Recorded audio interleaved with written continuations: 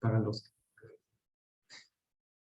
Muy bien, pues buenas noches de nuevo a todos ustedes. No tuve oportunidad de saludar a cada uno individualmente, pero bienvenidos a esta clase, la tercera clase de nuestro curso Una Nación Caída. En las clases pasadas estuvimos estudiando las historias del Reino del Norte, la división del reino y luego los intentos de Dios de llamarles al arrepentimiento y a la fe en él bajo Elías y Eliseo el profeta. Esta noche vamos a cambiar el enfoque. Vamos a enfocarnos más en el reino del sur, que es la tribu de Judá. Y estudiamos juntos la historia de el rey Ezequías y cómo Dios protegió a él y a Jerusalén de una amenaza del imperio de Asirio en esa época. Así que estamos brincando unos 100 años en la historia, unos 100 años. Elías, Eliseo hicieron su trabajo entre 850 a 800 más o menos. Y el rey Ezequías en esta historia estamos como 720 antes de Cristo, por ahí, 715 antes de Cristo. Muy bien, vamos a comenzar con una oración pidiendo la bendición de Dios sobre nuestro estudio. Oremos. Oh Señor, tú eres un castillo fuerte que nos proteges de nuestros mayores enemigos, el diablo, el mundo incrédulo y nuestra propia naturaleza pecaminosa. Envía tu Espíritu Santo a través de tu santa palabra para que crezcamos en fe y tengamos la fuerza para acudir a ti en oración de manera continua y con fervor, igual que el rey Ezequías hizo cuando estaba rodeado por el poderoso ejército asirio. Amén. Muy bien. Bueno, amigos, yo les pedí que hicieran una investigación por internet y no siempre podemos confiar las fuentes por internet, pero hice la petición para que investigaran un poco sobre el reino de Asirio, el imperio de Asirio, su historia, cómo se formó, cómo se expandió. Y ahora mismo, para comenzar la clase, vamos a dividirlos en grupos pequeños para que ustedes puedan compartir entre sus compañeros lo que encontraron. Y yo voy a ir entrando en los grupos, escuchando un poco y guiando la discusión. Pero en este momento voy a dividirlos.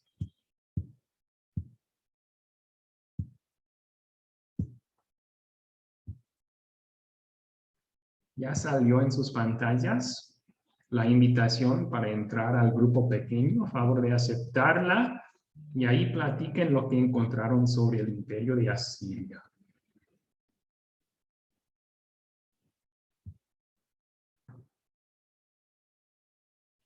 Muy bien, gracias por hacer esa investigación. Los comentarios que logré escuchar yo, estoy de acuerdo con ellos y vamos a profundizar un poco más en lo que encontraron por internet también. Así que comenzamos con las raíces del pueblo de Asiria. Tenemos evidencia en la Biblia, en Génesis 10, que siempre ha habido civilizaciones grandes entre el Tigris, el río Tigris y el río Éufrates. Allá después del diluvio, por ejemplo, escuchamos cómo se fundó la ciudad de Nínive en esa parte del mundo, en Génesis capítulo 10. Y en esas épocas, o sea, no mucho después del diluvio, alrededor del siglo, sería 18, 17 antes de Cristo, empezó a fundarse un imperio alrededor de esa ciudad de Nínive y otra que se llama Asur. Asur, aquí pueden ver esas ciudades en el mapa. Aquí está Nínive. Asur, también Nimrud, grandes ciudades que formaran parte del imperio de Asiria. Tenían una cenit de poder, entonces, un poco después de los días de Abraham. de hecho, poco después de los días de Abraham, como 1800 años antes de Cristo, 1700 años antes de Cristo, pero luego perdieron su influencia en la escena mundial hasta como 900, 800 años antes de Cristo, cuando empezó a subir en poder de nuevo. Y en esa época, ¿por qué empezaron a tener poder de nuevo? Fue en parte porque ellos tenían muchos avances militares que los otros países en su alrededor todavía no tenían. Un ejemplo es su producción de armas y armadura hecho de hierro. La mayoría de las naciones alrededor de ellos todavía estaban usando armas de bronce, que es un metal no tan fuerte, no tan resistente como el hierro. Los asirios habían inventado armas de hierro, armadura de hierro, obviamente va a prevalecer en el campo de batalla. No solo eso, empezaron, no es que inventaron necesariamente, pero empezaron a usar a escala grande el carro de batalla. El carro de batalla jalado por caballos, ¿verdad? Y eso les ayudó en las batallas también. No solo eso, inventaron máquinas para sitiar ciudades, torres que tenían armadura en 3 lados para proteger los que estaban adentro, para subir los muros. Otras máquinas que cavaron hoyos en los muros para poder entrar a la ciudad sitiada. Y con esas máquinas o conquistaban una ciudad o simplemente se pusieron alrededor de una ciudad y esperaron hasta que la gente adentro estaba muriendo de hambre, desesperado, y la ciudad se rindiera. Entonces, con esos avances tecnológicos y también con una crueldad muy conocida, empezaron a conquistar casi todo el mundo entero en ese entonces. Su crueldad era muy famosa. Ellos, cuando trataban a la gente de una ciudad que se rebeló contra su poder, hacían un ejemplo de esa ciudad para que las otras ciudades entendieran que no se mete con el poder de Asiria, no se rebela contra el imperio de Asiria. Para hacer ese ejemplo, hacían cosas como despollar a la gente mientras estaban vivos, quitaban su piel de sus cuerpos mientras aún vivían y luego colgaban las pieles alrededor de la ciudad como un ejemplo a todos los que pasaron por ahí. O los metían en palos muy filosos, a veces vivos también, y dejaban los cuerpos ahí por días. Quemaban vivos a la gente, muchas cosas crueles para mantener su poder sin rivalidad en la región. Tenemos una historia bíblica antes de la que vemos hoy, el del profeta Jonás. El profeta Jonás probablemente hizo su ministerio alrededor del año 800 antes de Cristo. Y en esa historia recuerdan que Dios le llamó a Jonás a predicar en Nínive, la capital de Asiria, ¿verdad? ¿Y cómo reaccionó Jonás? Salió disparado para Tarsis. Salió disparado para Tarsis. Eso Sí. dijo, no, aquí estoy yo por allá, a esos locos yo no me les mido, y salió huyendo para Tarsis en un barco. Que es básicamente el otro extremo del mundo conocido. Sí, dicen de que Tarsis era como en España, ¿cierto? Por ahí cerca. No sí, se sabe. se cree que es por allí, el otro extremo. Pero Y ahora tenemos un poco más de una idea por qué él no quiso ir a predicar en Asiria. No solamente es que sintió miedo él, también él no quería que esa gente se salvara. Él pensó que sí. los asirios son crueles, son paganos, estaban molestando ya en esa época a Israel y no merecían ser Yo uno a salvos. veces no quiere que los malos se conviertan. Sí, tristemente, Tristemente, eso es el final del libro, ¿verdad? Él predica, toda la ciudad de Nínive se arrepiente, Dios dice, no los voy a castigar. Entonces, y Jonás se queda enojado, enojado. Pero ahora entendemos un poco del trasfondo de ese libro. ¿Por qué no quiso que se salvara? Porque era una gente muy, muy cruel y violenta. Y en su mente no merecían la salvación. Ahí hay un problema en el corazón de Jonás, ¿verdad? ¿Se merece la salvación? Nadie merece la salvación. El amor de Dios siempre es no merecido, ¿verdad? Pero se entiende por qué, se entiende por qué, por lo menos, no quiso ir allá. Así que por medio de esas cosas, Asiria llegó a conquistar mucho del Medio Oriente en su día. Vemos aquí que Babilonia está en otro color. Eso simplemente porque a veces Asiria controlaba Babilonia y a veces no.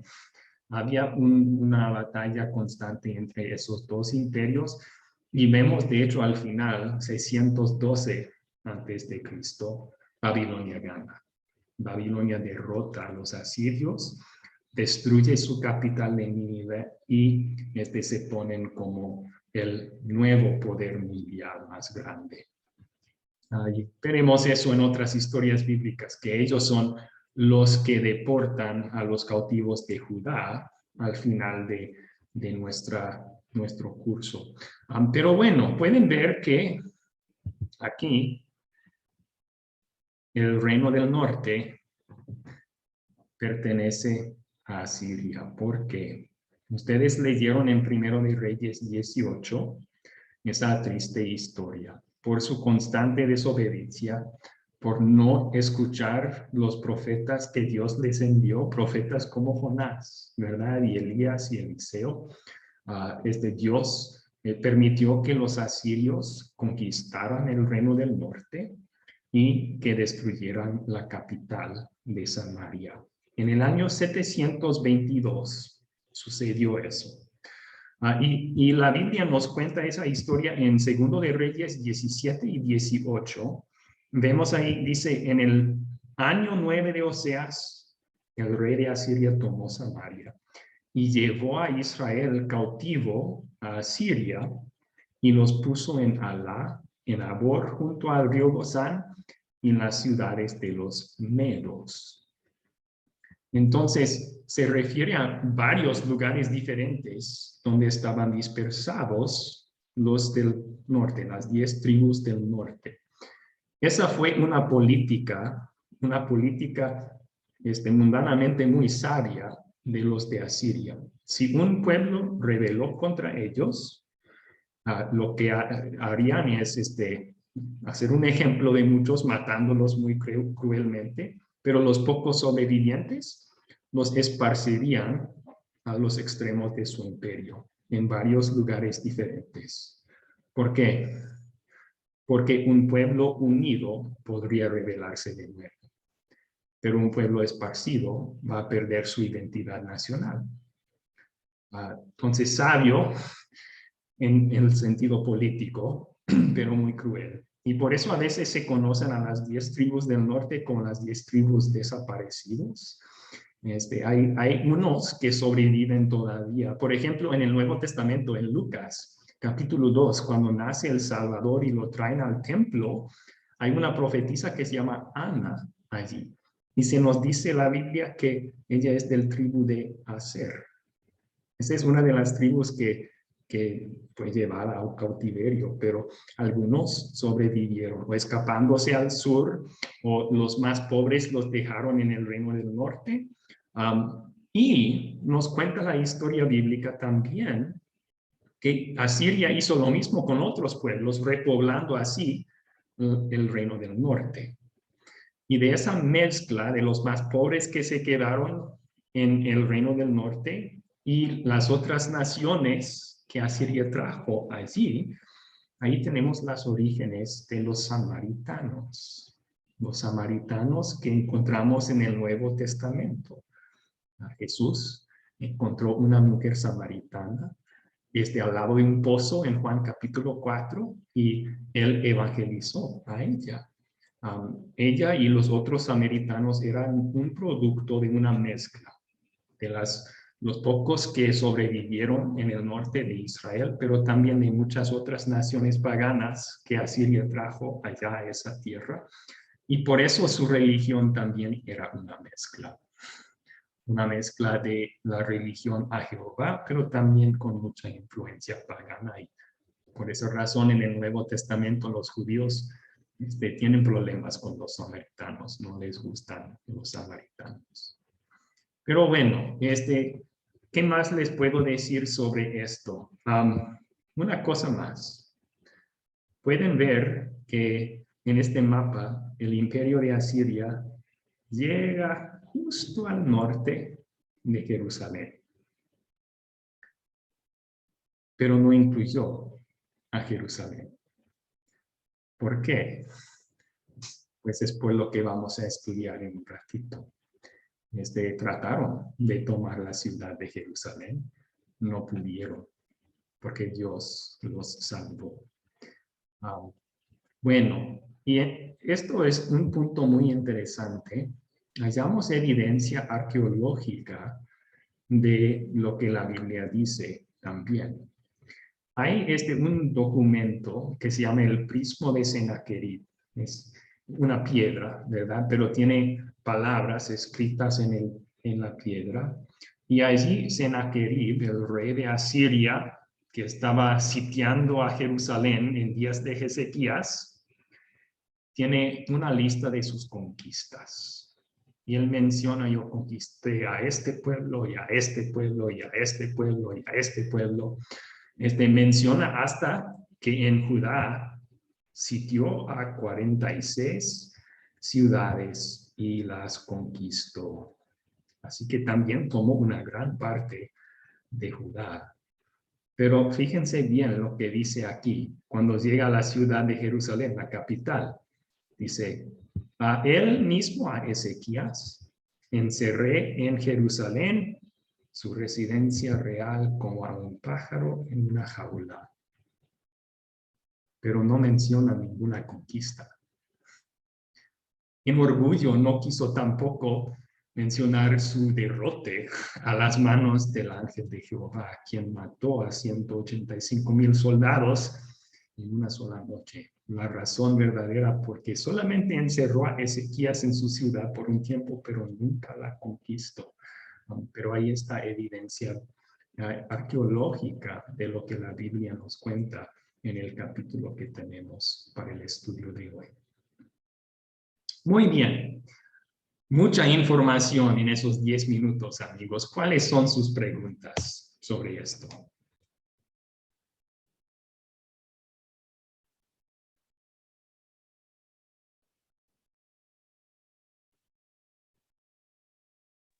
Yo tengo una pregunta. Sí, por favor, Lizeth, adelante.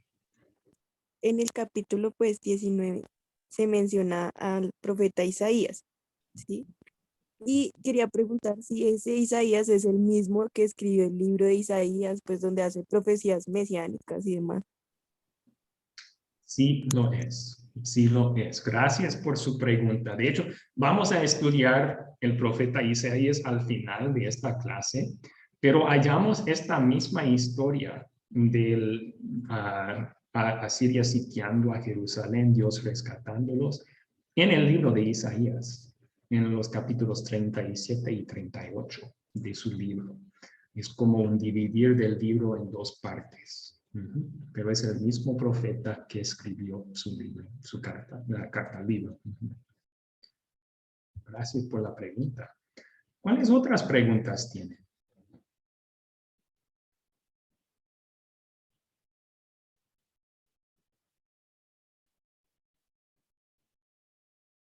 Pastor, Sí, Luz. ¿Ezequiel y Ezequías es la misma persona o son diferentes? Buena pregunta. No, son personas diferentes. Son personas diferentes. Ezequías es un rey de Judá, un rey creyente de Judá que vivió alrededor del año 720 a.C. Y Ezequiel es un profeta que escribió un libro y él vivió como 580 años antes de Cristo. Entonces hay un lapso de como 150 años separándolos en la historia. Buena pregunta. Muy bien. ¿Alguna otra pregunta?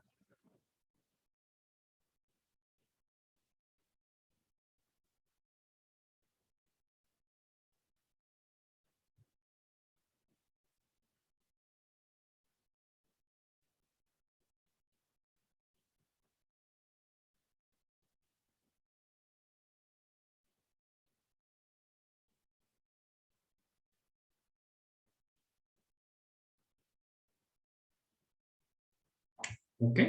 Si no hay otras preguntas, entonces vamos a continuar estudiando la historia que se encuentra en Segundo de Reyes 19. Pedí que leyeran 18 y 19 para darles un poco de trasfondo. Pero vamos a enfocarnos en nuestro estudio de las 4C esta noche, específicamente en el capítulo 19. Así que pueden abrir sus Biblias a ese capítulo ahora mismo. Lo voy a hacer yo también para dirigir la conversación. Segundo de Reyes, capítulo 19. Muy bien. Y vamos a comenzar con la pregunta, ¿quiénes son los personajes de esta historia? ¿Quiénes son los personajes de esta historia?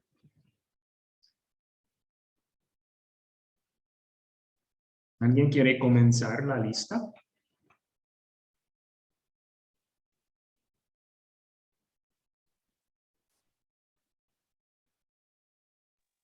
Bueno, yo, pues son Adelante. muchos los que más pues vi.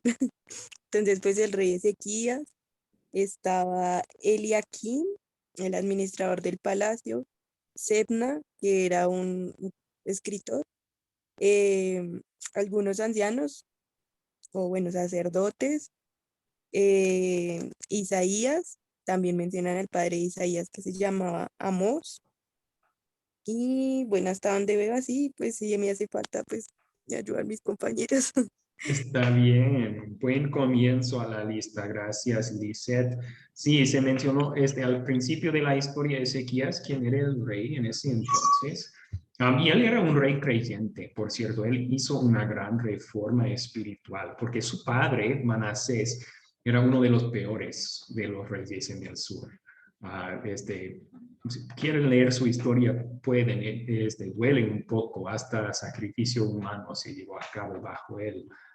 Pero Ezequías, fue criado creyente. Se supone que tal vez su mamá era creyente y hizo grandes reformas. Quitó la idolatría de la tierra, celebró la Pascua con el pueblo de nuevo. Y, muchas gracias. Y luego se mencionaron varios oficiales de Ezequías. Eliaquim, el tesorero, Sebna, el escriba y otros líderes ancianos de los sacerdotes. Muy bien.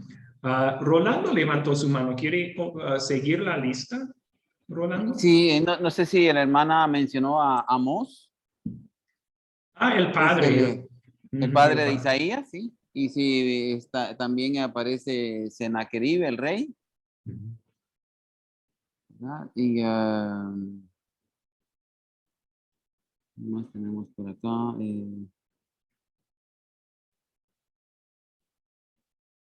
Y sí. Creo que estos dos serían Amós y Senaquerib, que yo podría agregar. Excelente, excelente. Senaquerib, el rey de Asiria, quien estaba al mando de los ejércitos de Asiria. Muy bien. Betty levantó su mano. ¿Alguna persona que quiere mencionar también? Sí, pastor, también están los hijos del rey de Asiria y el último que es el que toma el lugar del padre cuando lo matan sus hijos, que es Esarhadón. Al final del versículo 3. Gracias por mencionar eso. Estamos yendo ahora al final del capítulo.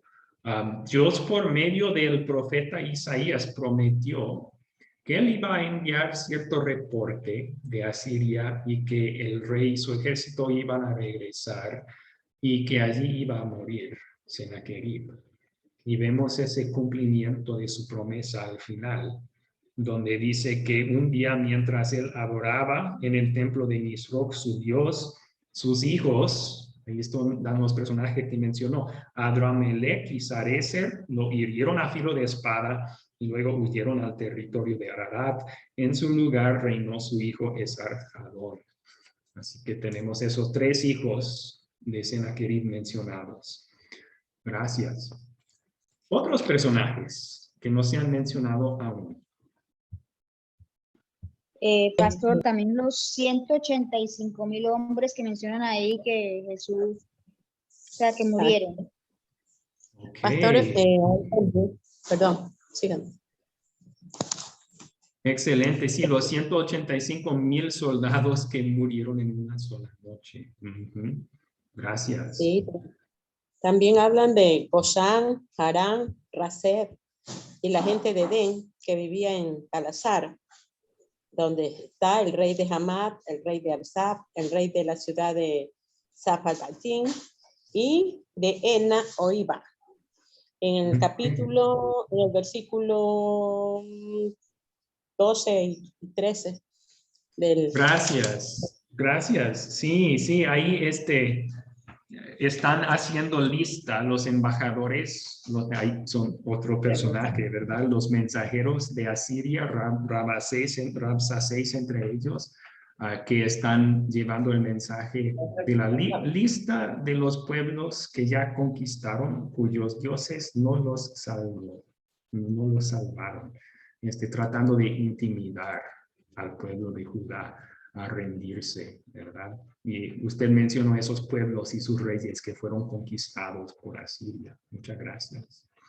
Betty levantó su mano. ¿Algún otro personaje?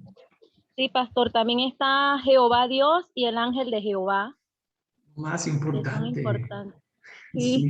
Sí.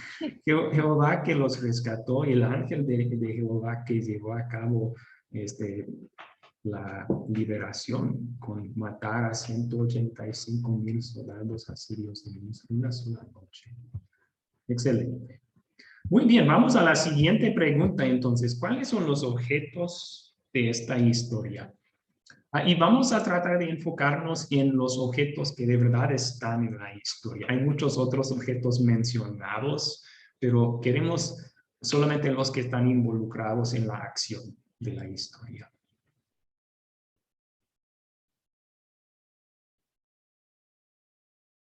¿Alguien encuentra un objeto Pastor, así? Pastor, yo creo que el de lo más importante que yo veo ahí son las cartas que el rey Ezequías presenta delante de Jehová, las que Sí. son enviadas. ¿Podría ser Pues, esto uno de los objetos? sí, es uno de los objetos y yo estoy de acuerdo, es el más importante en esta sección.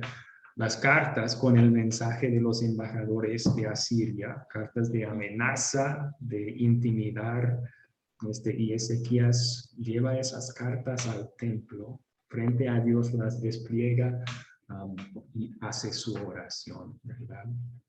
¿Algún otro objeto?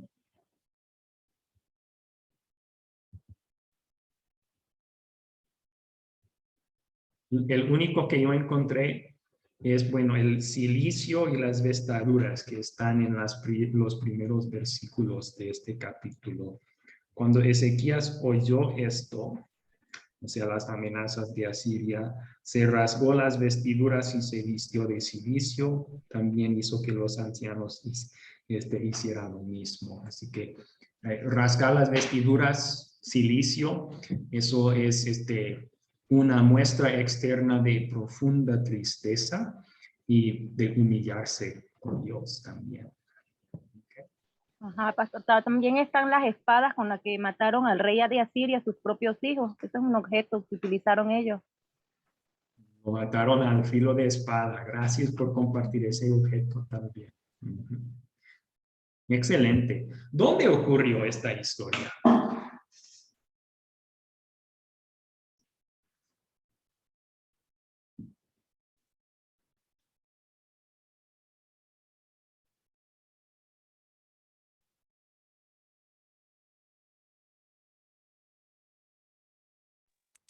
En la ciudad de Jerusalén, pues mayormente en la ciudad de Jerusalén, aunque también dicen que cuando el rey Sennacherib pues como que volvió pues, no sé, como que a su casa, a Siria, allá sus hijos lo mataron. Eh, sí, Eh, gracias. Entonces, regresar a también Siria mencionan también al final. Ujú. Sí, el Luz. río, en el río Jabor, mencionan a los medos, a Nínive. ¿Sí? ¿Está eso en el capítulo 18 o el 19? Ay, sí, yo creo que en el 19, ¿no? Yo me leí el 10. No, la verdad era que como no leímos los dos juntos, de pronto eso fue lo que nos confundió con los personajes y la... Perdón, sí, y debo tener esto cambiado en la pantalla. Mi error. El 19 es el que debe estar. Sí, entonces fueron mencionados esos lugares de deportación en el capítulo 18 también, donde estaban deportados los del norte. Se menciona Samaria también en el capítulo 18. Sí, también en el capítulo 18 es un lugar importante, fue sitiado y destruido la capital de Samaria. Muy bien. Pastor, Sí. disculpe, cuando hacemos esta pregunta queremos específicamente, ¿verdad? Así que no decimos como, oh, Israel. Cuando hacemos estudios bíblicos queremos específicamente, ¿sí? Excelente pregunta. Sí, no podemos aceptar respuestas como Israel, eso es donde ocurrió, pero si queremos especificar dónde en Israel, entonces. Ok, gracias. Gracias a usted por la pregunta. Así que se mencionan en esta historia, yo vi 4 lugares en el capítulo 19. Vemos Jerusalén, primero ahí está el rey Ezequías, pero también se menciona que Rabasés, el mensajero el embajador del emperador de Asiria, escuchó reporte que el rey estaba sitiando Laquis.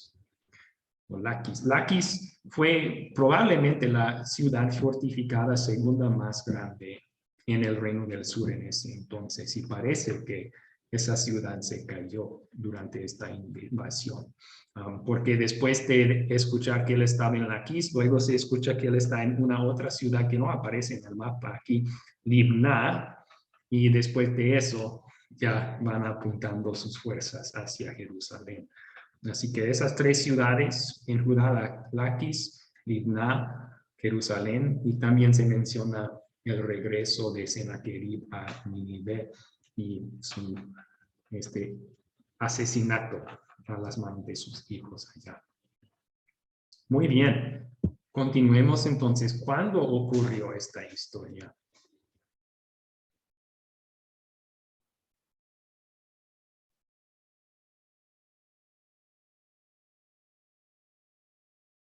Al empezar dice que en el año 9 de Oseas, 700 años antes de Cristo, ¿no?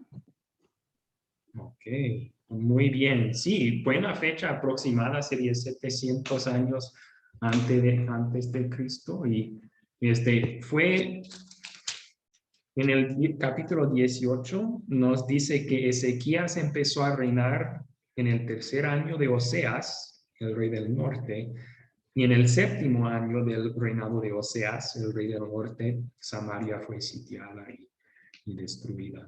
Okay. Así que en el año 14 del reinado de Ezequías, el rey Sennacherib empezó a hacer sus amenazas contra Judá también.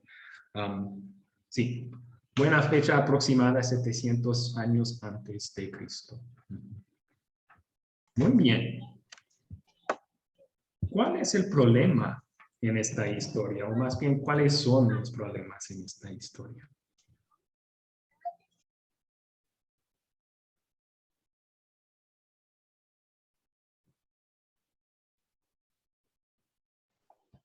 Pastor, podría ser la invasión del rey Asiria por llevarse cautivo al pueblo de Jerusalén y la incredulidad de los asirios ante el poder de Dios. Okay. dos problemas grandes en esta historia. Primero, la amenaza de Asiria hacia... Tenían razón, tenían ellos una lista de ciudades y pueblos que habían conquistado sin ninguna pérdida. Y de repente se enfrentan a Jerusalén. Qué grave problema para esa ciudad. Muy bien. Y la incredulidad de ellos. En sus cartas, en sus mensajes al pueblo de Israel, ustedes vieron, ¿verdad? Estaban bromeándose del Dios de Israel. Estaban diciendo, Él no los puede salvar. ¿Qué tal los otros dioses de los otros pueblos? No los salvó a ellos. Bien, Rolando levantó su mano. Rolando. Así, sí, yo creo que coincidimos con que aquí el principal problema es la invasión, la amenaza de la invasión sobre Jerusalén, la cual era inminente y con un 99% de probabilidad de éxito debido a la tremenda cantidad de guerreros que habían y con ese armamento. Así que era una situación realmente de donde solo un milagro podía sacar al rey Ezequías de ese problema. Sí, lo veo como el superpoder del día. Está apuntando todas sus mejores armas hacia pequeña Jerusalén, ¿verdad? Sería como si hoy en día Estados Unidos o China se apuntara todas sus armas hacia pequeño Paraguay, donde vivo yo, ¿verdad? Sí, qué difícil la situación, qué difícil la situación para ellos. Muy bien, continuemos entonces. ¿Cuáles eventos ocurrieron en esta historia? Contemos la historia juntos. Vamos a hacer este paso hoy para mostrarles cómo es, porque muchas veces yo brinco esto en la clase, muchas veces en la conversación sobre las otras preguntas ya hemos colocado los eventos, pero a veces es útil ayudar a los estudiantes colocar los eventos del capítulo en su orden, para que no se olviden de ningún suceso. Así que vamos a comenzar con el principio del capítulo 19. En el principio del versículo 19, el rey Ezequías rasca sus vestiduras. ¿Luego qué?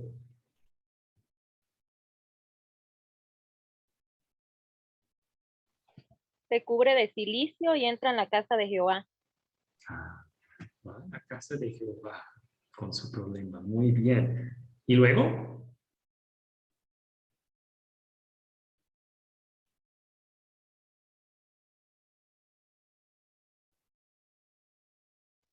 Luego envía a los sacerdotes cubiertos de cilicio hasta el profeta Isaías para contarle lo que estaba pasando, a ver qué respuesta le tenía Isaías, para que él se dirigiera ante Dios a ver qué le respondía. Ok, traen el problema al profeta Isaías también. ¿Y cómo responde el profeta Isaías? No tenemos que leer todo su mensaje, pero ¿cuál es el significado de su mensaje? Un resumen de su mensaje. Que no temiera, que no tuviera temor por las palabras que él había oído. Sí. Dios iba a asegurar que ellos iban a irse del país. Muy bien. Y luego tenemos Rabsacés, el embajador de Asiria, y él se va, pero parece que regresa, ¿verdad? Y tiene otro mensaje para Ezequías. No te dejes engañar por el Dios en que tú confías. Resumiendo ese mensaje, ¿verdad? Tu Dios no te puede salvar. Deben de rendirse o te va a suceder lo que pasó con todos los otros pueblos que hemos conquistado. Y luego, ¿qué hace Ezequías con las cartas que Rabsacés había enviado?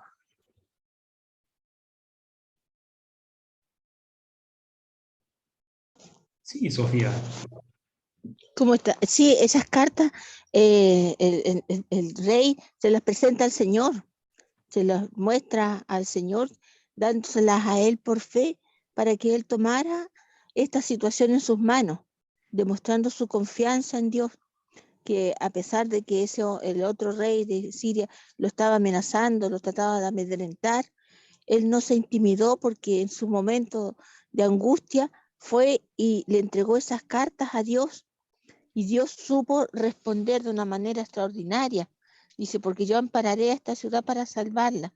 Y mandó un ángel, y con un ángel destruyó a todos los enemigos sin que ellos tuvieran que levantar una flecha, demostrando que el que confía en Dios siempre tendrá la victoria por sobre sus adversidades, si sabe confiar en Dios plenamente. Eso sería mi colaboración, pastor.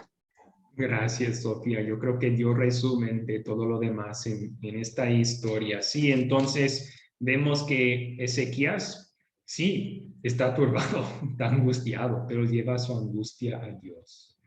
Y Dios le contesta, no te preocupes, yo voy a proteger a Jerusalén. Y hasta le ofrece una señal en el 29. A ti, Ezequías, te doy esta señal. Este año y el siguiente comerán ustedes lo que crezca por sí mismo, pero el tercer año podrán sembrar y cegar y plantar viñas y comerán lo que ellas produzcan. ¿Qué significa eso? Significa que aunque Dios esa misma noche destruyó 185,000 soldados y se fueron de inmediato, que todavía por 2 años iba a ser una amenaza a Siria. Todavía estaba en poder Sennacherib. Así que en vez de poder cultivar abiertamente, iban a simplemente poder salir de la ciudad de vez en cuando para recoger lo que crecía naturalmente de la tierra.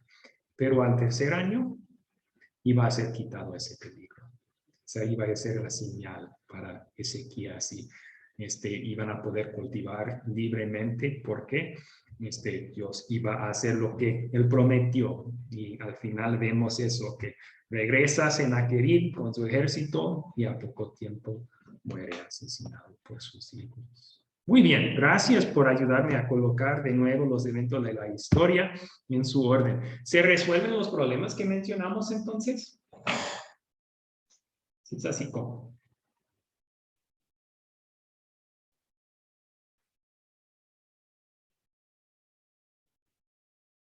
Sí, pastor, sí se resuelven los problemas. ¿Cómo? Se resuelven los problemas gracias a la ayuda de Dios y a la confianza que Ezequías puso en el Señor. Y cuando ponemos todas las cosas en su mano, pues obtenemos la victoria. Y eso, pues, se resolvió el problema. La amenaza inminente que tenía Israel fue resuelta por el Señor al destruir su ejército, el cual no tenía esperanza. Esto de aquí, pero gracias a Dios, cuando confiamos, Él nos da la victoria. Y yo creo que ahí se resuelve el problema también. Y además de eso, pues el Señor les mostró su poder y también su amor cuando los bendijo con lo que usted hablaba ahorita, de tanto que iban a tener abundancia de comida, que iban a comer de lo que ellos iban a sembrar. Y entonces, en vista de esto, pues yo creo que el pueblo de Israel volvió a tener fe, su fe se fortaleció en este sentido, yo creo. Y se resolvió ese problema momentáneamente porque las cosas iban a seguir, pero en aquí sí se resolvió, pastor. Okay. Esa es mi preocupación.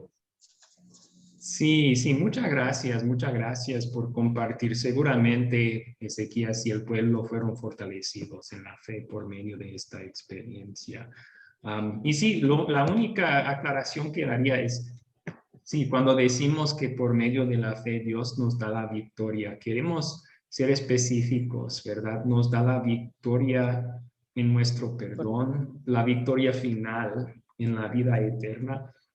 Y a veces también nos quita el problema terrenal, como en este caso, pero no siempre. A veces, como en el ejemplo de Pablo, ¿verdad? En 2 de Corintios 12, él tiene una espina en su carne que le está atormentando y él dice 3 veces pedí que me lo quitara Dios y él dijo no. Basta de mi gracia. Basta de mi gracia, sí. Así que, porque mi poder se perfecciona en la debilidad, dijo. Así que de ahí, cuando soy, ¿no? Sí, Sí. es hermoso esa parte de la Biblia, esa parte en especial porque nos anima, nos da mucha confianza y mucha esperanza cuando nos hace sentir que a veces cuando más caídos estamos en la fuerza de Él, en su fuerza, no en la nuestra, pues vamos a salir vencedores, como dijo usted, por nuestra fe, por creerle sin ver las circunstancias, ¿no? Es un poco a veces difícil, pero cuando nos aferramos y nos cimentamos en la fe de Cristo, nos parece que ya no, como les sé decir a las personas con las que sé hablar, pues digo, que no se van a terminar los problemas, que las situaciones siempre difíciles van a venir. Y ahí nombro justamente este versículo de la Biblia, ¿no? Que le dice, Pablo le dice a Jesús, siempre va a haber problemas, pero compañía y tomados de la mano de Dios y con confianza y fe en Dios, las cosas no las vamos a ver tan difíciles, porque siempre vamos a tener la confianza que Él es nuestro ayudador y nos va a ayudar a resolver, pero tenemos que mantenernos firmes también, ¿no? Esa es mi participación, pastor, lo que pienso. Gracias. Gracias, Magali. Sí, entonces en el caso de Pablo, Dios le dio gracia para poder soportar su aflicción hasta que Dios quitó la aflicción cuando llevó a Pablo al cielo, ¿verdad? Y esa es la promesa que tenemos en Dios. Si Dios permite permanecer una aflicción en nuestras vidas, nos dará la gracia para soportarla en Cristo y también la quitará cuando nos lleva a la vida eterna, ¿verdad? Muy bien. Rolando levantó su mano. Rolando quería aportar. Sí, pastor, a mí lo que me impresiona de este pasaje es que Ezequías no tuvo que hacer nada. Dios no le dijo, haz esto, haz aquello, haz lo otro. Solo le dijo, no tengas pena, yo me encargo.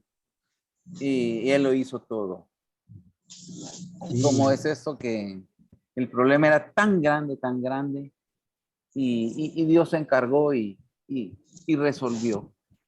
A otros, como a Abraham, les ha dicho, bueno, sal de Ur de los Caldeos y ve a la tierra que yo te mostraré, y él tuvo que salir. Pero Ezequías no hizo nada en esta vez, ¿verdad? Él se quedó quizás orando, esperando la gloria de Dios, la acción de Dios, y es impresionante porque a veces Él se encarga de todo y no nos pide que hagamos nada, solo que confiemos y tengamos una fe grande en Él.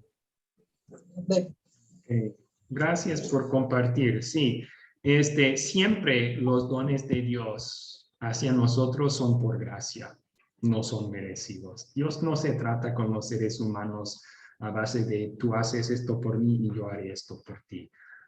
Y vemos eso acá, que Dios se encarga por gracia, los salva por medio de la fe que Él puso en el corazón de Ezequías. No es diferente en nuestra vida espiritual con Dios. El perdón de nuestros pecados, la salvación eterna, no lo ganamos con nuestras obras. Es por gracia que sois salvos, por medio de la fe, por la obra redentora de Cristo en nuestro lugar. Igual que Dios hizo todo acá, Jesús hizo todo para nuestra salvación también. Muy bien, vamos a las preguntas de consolidar entonces, y por cuestiones de tiempo voy a adelantarnos un poco. ¿De qué se trata la historia? Aquí un resumen de la historia. Y en esta pregunta no tienen que aplicar la historia necesariamente, pueden simplemente resumir en pocas palabras de qué se trata. Yo lo voy a resumir así. Dios salvó a Jerusalén del ejército sirio en respuesta a las oraciones del rey Ezequías. Un buen resumen en 10 palabras de esta historia. Muy bien. Obedes, ¿quería dar otro resumen? Buenas noches, Dios les bendiga. Igualmente. Miramos acá la humillación de Ezequías delante de los ojos del Señor. Y estaba mirando acá en Isaías 14, 27, donde dice, porque Jehová de los ejércitos y su mano extendida, ¿quién la hará retroceder? Amén. Nos enseña que cuando nosotros nos humillamos delante del Señor, Él estará con nosotros y nadie nos podrá hacer frente. Amén. Pues eso es lo que puedo de pronto agregar a la historia. Ok, y sí, humillarnos frente a Dios es confiar en Él, ¿verdad? Confiar en Él. Y esa confianza es algo que Él mismo nos da también por medio de su palabra. Muy bien. Gracias. Entonces seguimos. ¿Qué pecado nos enseña a confesar esta historia? Utilizamos esta pregunta como un espejo, ¿verdad? La historia es como un espejo que me muestra a mí que yo caigo en pecado, igual que veo pecado aquí en esta historia. Así que voy a dividirles en grupos pequeños para esta pregunta. ¿Qué pueden aportar aquí? ¿Qué pecado nos enseña a confesar esta historia? Vamos a tomar unos 3, 4 minutos en grupo pequeño para contestar esta pregunta. Ya está. Pueden aceptar la invitación, compartir con sus compañeros un pecado que nos hace confesar esta historia.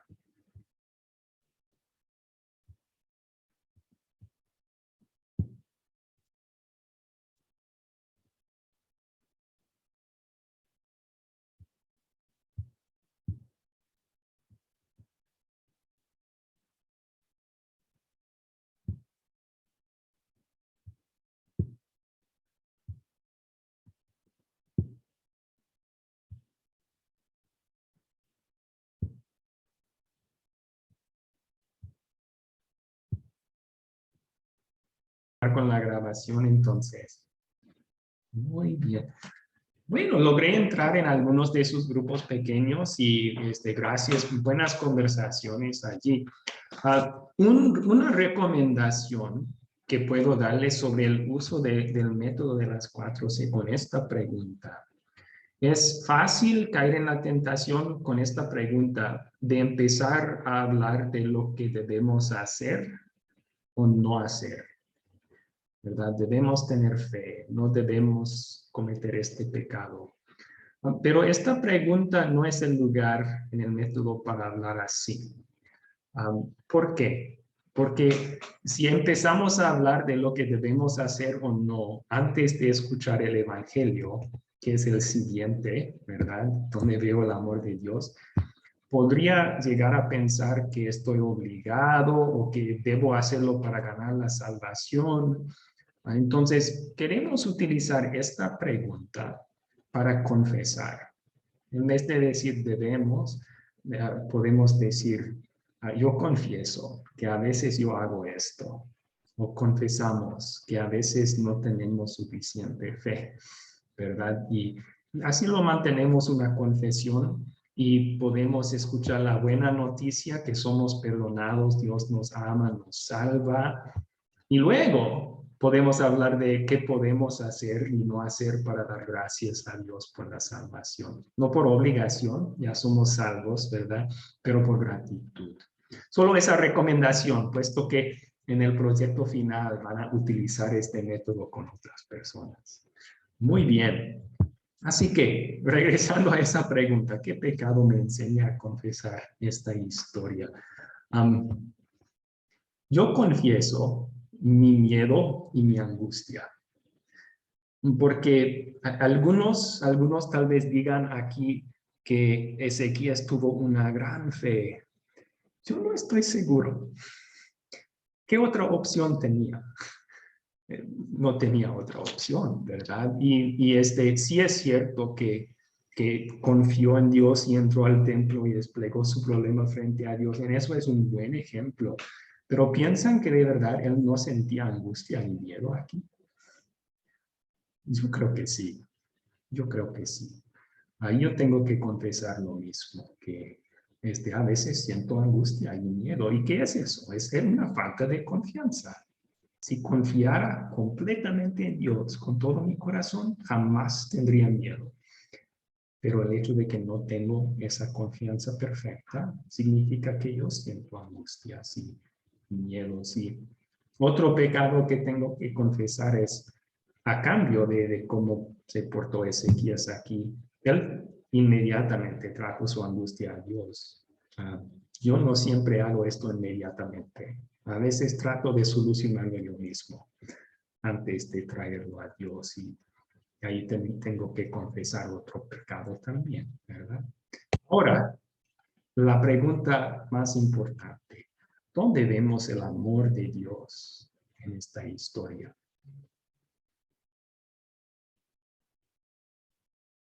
¿Dónde vemos el amor de Dios en esta historia?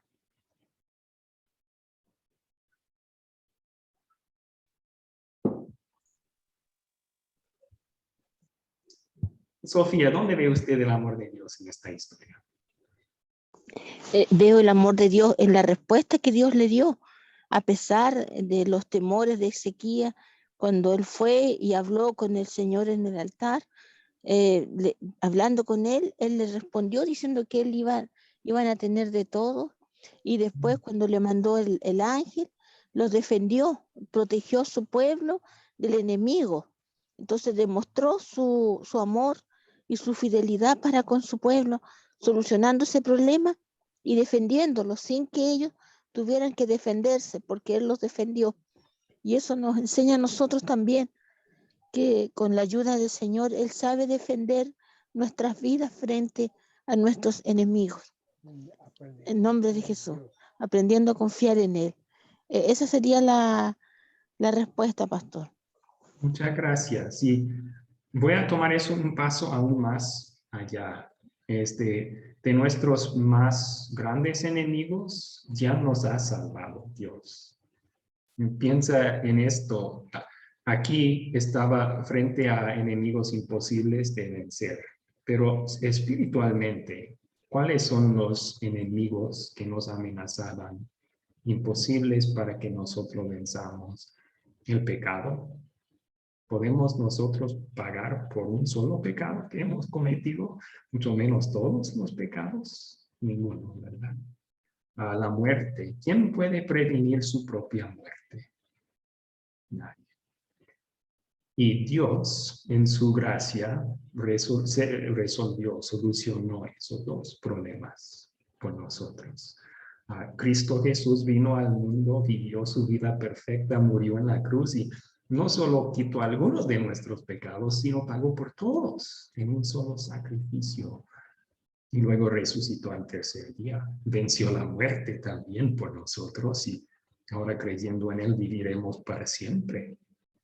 Entonces, sí, de nuestros más grandes enemigos ya nos salvó Jesús. Bueno, muchas gracias por compartir su buena respuesta. Vemos el amor de Dios en salvar a su pueblo aquí. ¿Alguien más quiere compartir? Obedes levantó su mano. ¿Dónde ve usted el amor de Dios en esta historia?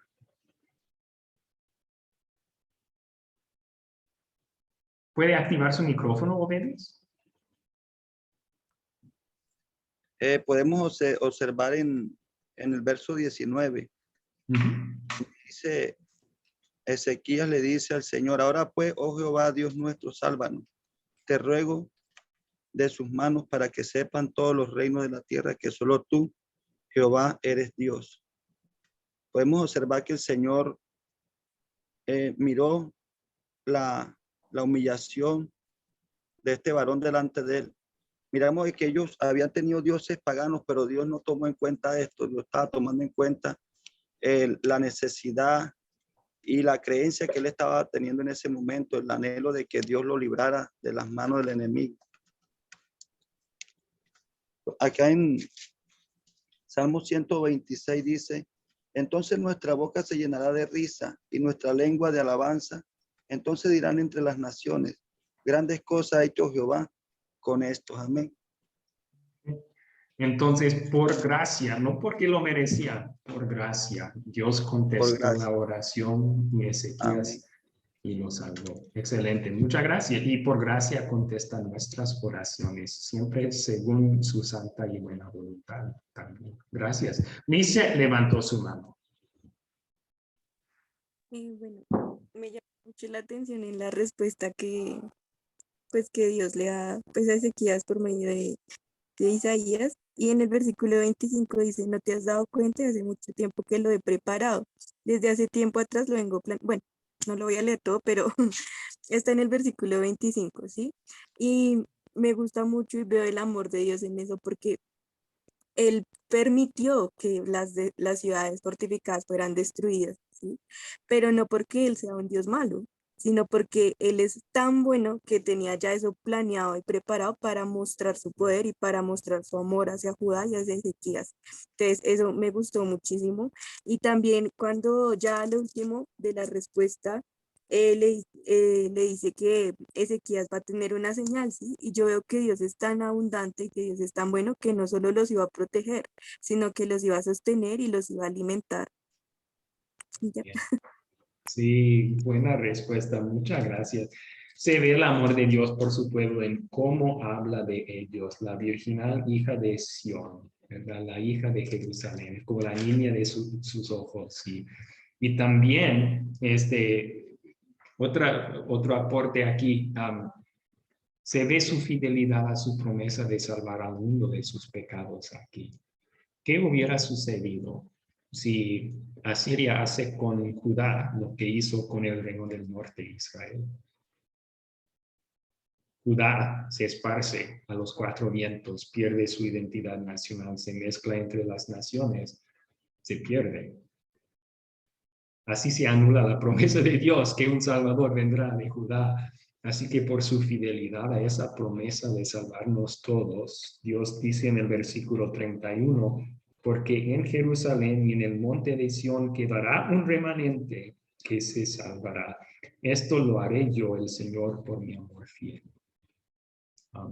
Él preservó un remanente para poder enviar un día un Salvador. Entre ellos, ese Salvador nos rescataría a todos nosotros de nuestros pecados. Muy bien, continuemos. ¿Qué me enseña Dios a pedir y a hacer por gratitud a Él?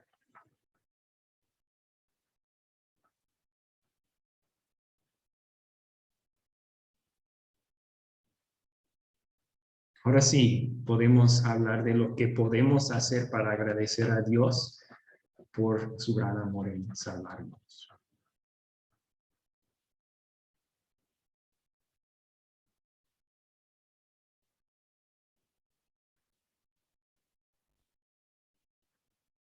Rolando, adelante.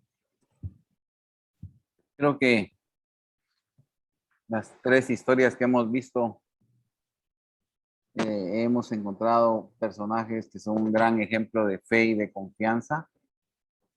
Y creo que la invitación es a pedirle al Señor más fe y a pedirle más confianza para llegar a ser de los quilates que han sido Abraham, Noé, Ezequías, ¿verdad? Grandes hombres de fe.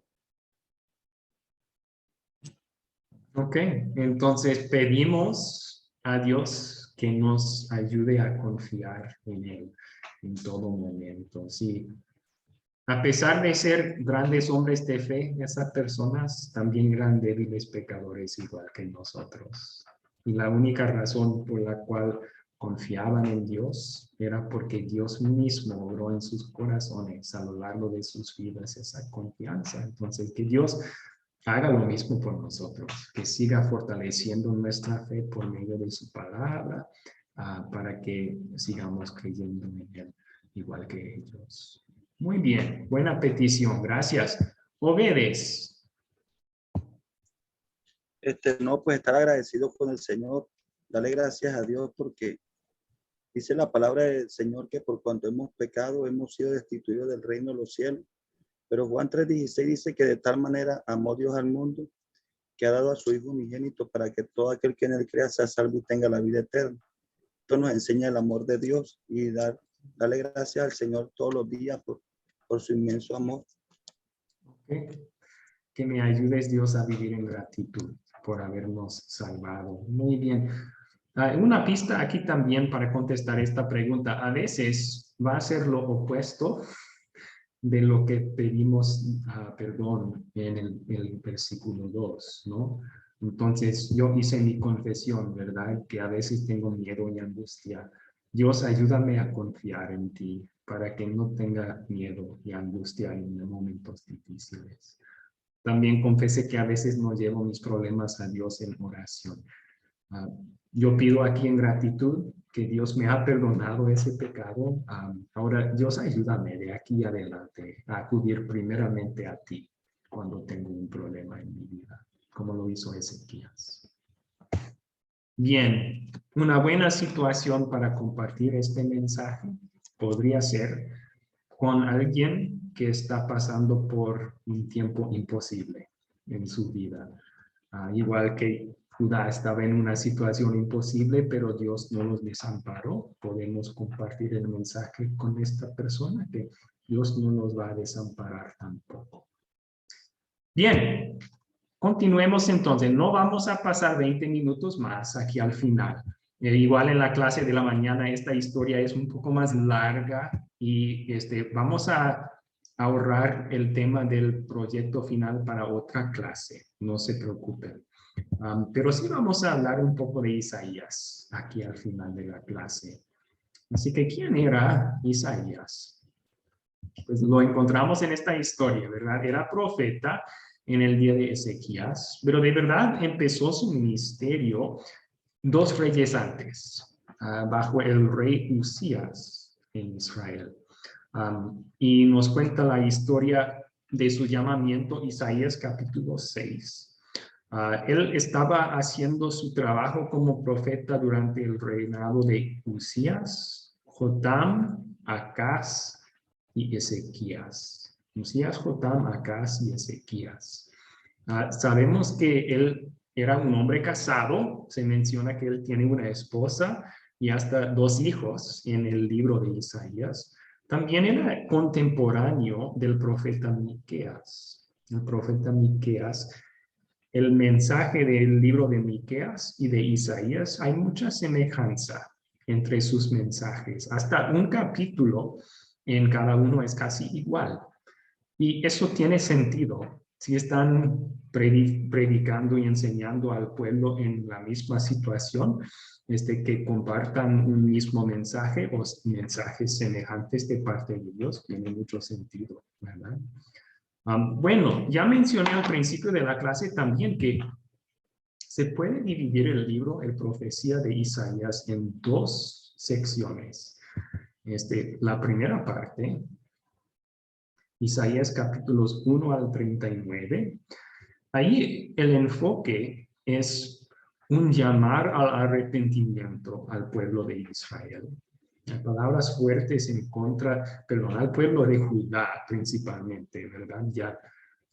Pero hay palabras muy fuertes en contra de sus pecados en esta primera parte. Y esa primera parte fue escrita mientras Asiria estaba amenazando. Mientras Asiria amenazaba. Pero llegando a la mitad del libro, capítulos 36, 37, 38, 39, ahí tenemos una pausa en la profecía de Isaías para unos capítulos de historia. Y se incluye esta historia también. Ya esa amenaza de Asiria, Dios lo quita, como vimos en nuestra historia hoy. Esa historia se incluye en ese interludio entre las 2 partes de Isaías. Pero luego también hay otra historia triste en esa sección. En el capítulo 39 encontramos que Ezequías, ya un poco más adelante en su reinado, él invita a mensajeros de Babilonia a ver todos los tesoros de su reino. Estaba en un momento de orgullo, de debilidad. Quería mostrar sus riquezas para que pensaran, wow, sí, Ezequías es un gran rey. Y debido a eso, Isaías el profeta le comparte el triste mensaje. Estos mismos que vieron tus riquezas, un día van a volver y saquear todas estas riquezas también. Prometió que el pueblo de Judá iba a ser llevado en cautiverio a Babilonia. Así que la segunda parte del libro de Isaías, el tono cambia un poco. El tono cambia de mucho predicar contra el pecado del pueblo a un tono más de consuelo. Ya está escribiendo Isaías con ese cautiverio en la mente. Está escribiendo palabras de consuelo para los cautivos. Y en esa segunda parte, bueno, en las dos partes, pero sobre todo en la segunda parte tenemos muchas promesas también del Salvador, quien nos va a liberar de nuestro cautiverio, al pecado, a la muerte, y nos va a dar el consuelo mayor de ser perdonados y salvos eternamente. Hablemos un poco de esas profecías importantes del Salvador. Tenemos unas 4 aquí, pero hay muchas más. Hasta algunos llaman a Isaías el quinto evangelista. Hay 4 evangelistas en el Nuevo Testamento, Mateo, Marcos, Lucas, Juan, que cuentan la historia de la vida de Jesús, pero hay tantas profecías sobre el Mesías en Isaías y en tanto detalle a veces que uno piensa, wow, Isaías vivió en el tiempo, pero no, vivió 7 siglos antes. Dios le dio esta información de antemano. Pero tantas profecías con tanta claridad que a veces lo llaman el quinto evangelista. Pero bueno, aquí una promesa sobre el Salvador prometido. La Virgen concebirá y dará a luz un hijo y llamará su nombre Emmanuel, Dios con nosotros. Eso se halla un cumplimiento en el nacimiento de Jesús, de la Virgen María, ¿verdad? Isaías 43 también es otra promesa sobre el futuro, otra profecía que Isaías dio. Una voz clama en el desierto, preparen el camino del Señor, enderecen en el páramo una calzada a nuestro Dios. ¿Cómo se cumplió esta promesa? ¿O en quién se cumplió esta promesa? En Juan el Bautista, pastor. Excelente. Sí, los evangelistas citan esta profecía siendo cumplida en la vida de Juan el Bautista, el ministerio de Juan el Bautista. Él fue enviado por Dios para preparar el pueblo para recibir al Salvador. Estaba preparando el camino para el Señor y hasta hizo su trabajo en el desierto de Judá, al lado del río Jordán. Muy bien, aquí tenemos otra promesa sobre el Salvador. ¿Alguien quiere leer estas palabras?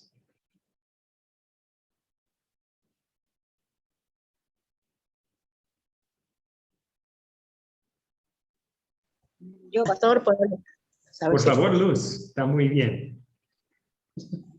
bueno, profecías notables de Isaías.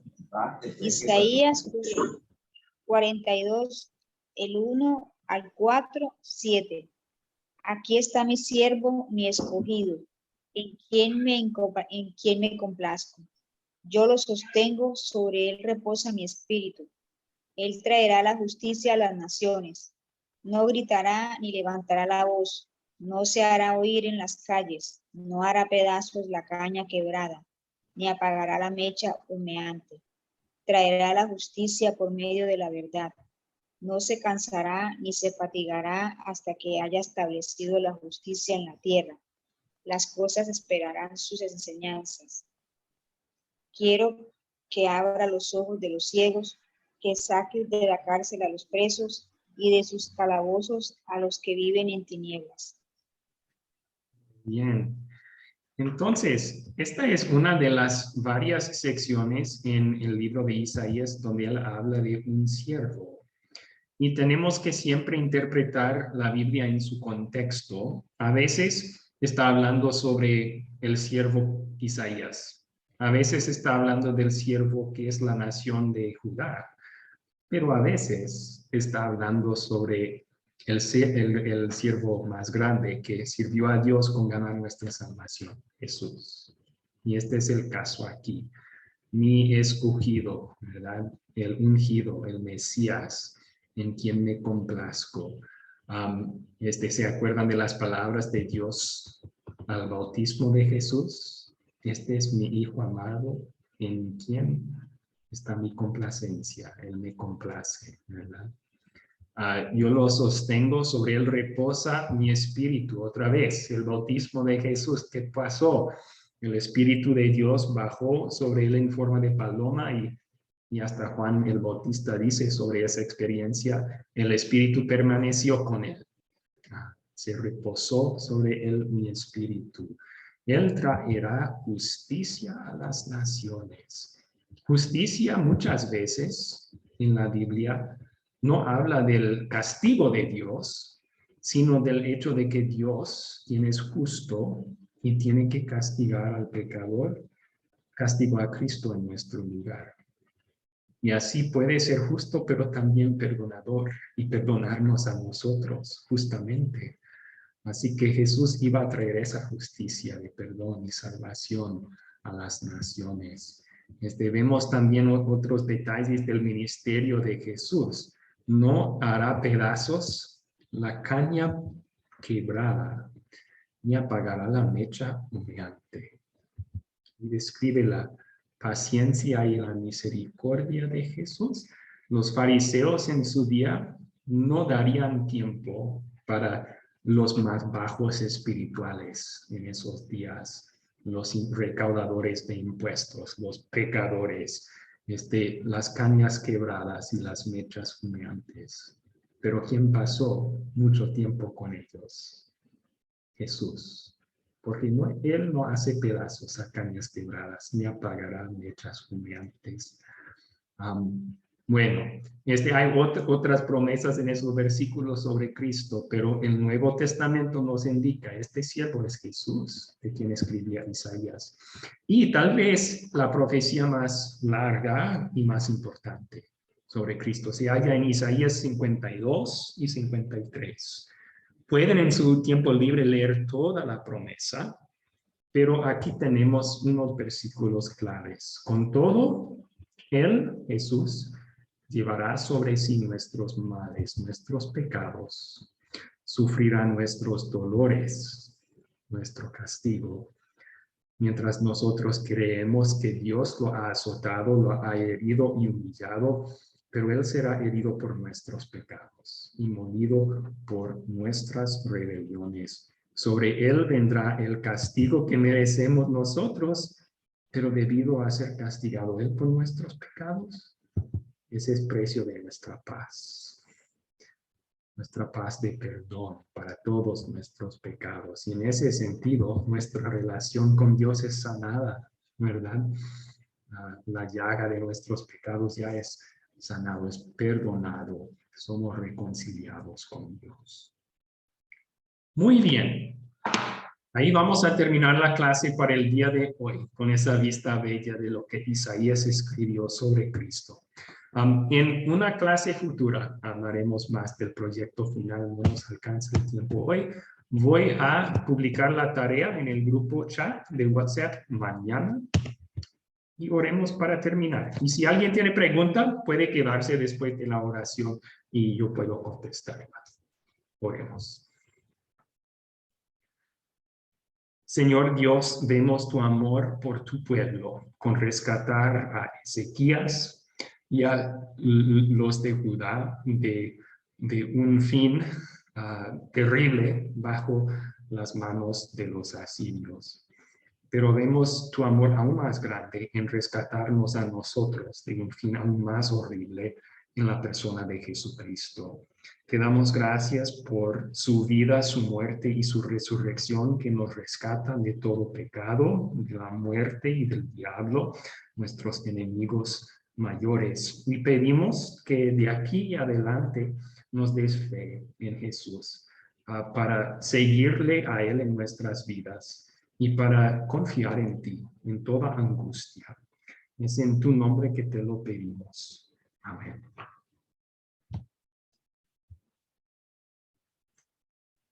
Muy bien. Pueden despedirse en este momento si quieren. Los que tienen preguntas pueden hacerlas. Chao. Buenas noches. Muchas gracias.